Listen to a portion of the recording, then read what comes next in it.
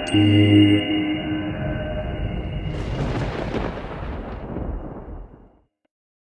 A great program where kids can learn the music that they love, learn the music that they didn't know that they should love, and it equips them. You know, kids are leaving this program as seniors going on in life, you know, starting music schools, doing freelance music education, performing, all kinds of great things, all the result of this program. And you may have noticed, if you were here during those programs, our campus has kind of gone over some redevelopment. During the construction, you know, we made some changes, we added some things, and we thought it'd be really cool if we connected our campus with the Huntington Beach High School campus. So we're going to try this right out. I don't know if we're ready. Are you guys connected up there? Are we ready to roll? Testing. Curtis, are you there? Yeah, let's do this. Okay, great. Well, let's get started. I'm Catherine O'Shea, and welcome to this very special edition of Campus Update.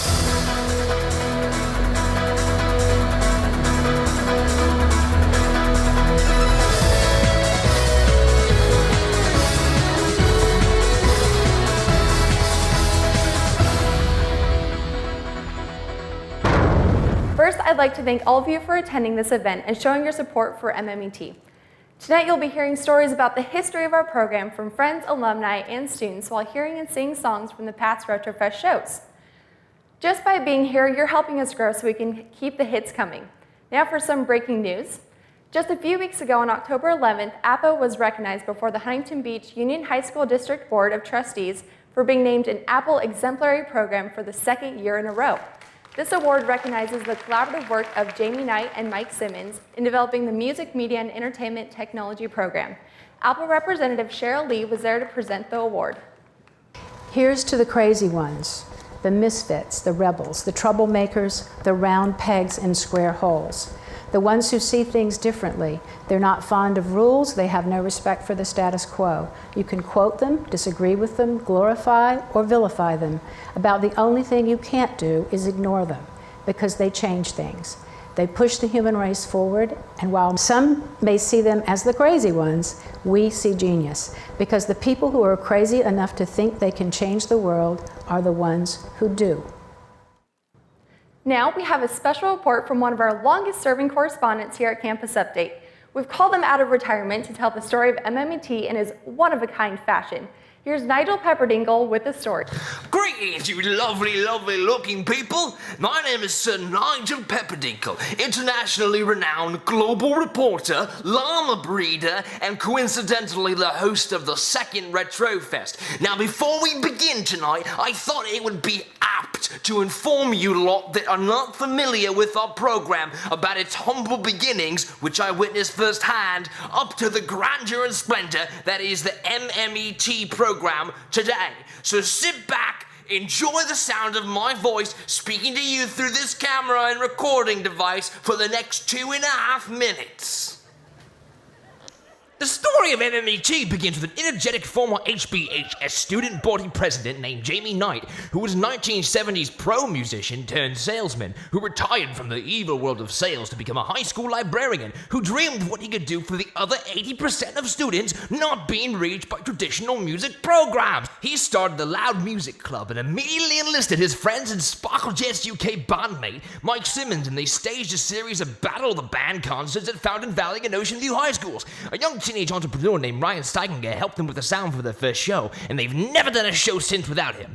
Our present business manager, Christiana, found out about the team of Simmons and Knight. When they sponsored a district-wide Battle of the Bands, Knight was recruited to become a music teacher. Christiana told Diana Marcus, who told Bonnie Castry, who told Carol Hume, and Coastline ROP funded the fledgling program. Simmons came along the first day to help out, and never left. They took over a dilapidated music room where they were charged to teach music technology to a group of 14 kids, but they didn't have any technology. The idea was to make a school of rock, and this happened before the movie came out, playing classic rock songs which started a trend and revolutionized music education. The 14 students became 25, and they played the first gig at a Chinese restaurant, where they played half originals, half Beatles, and the parents went wild.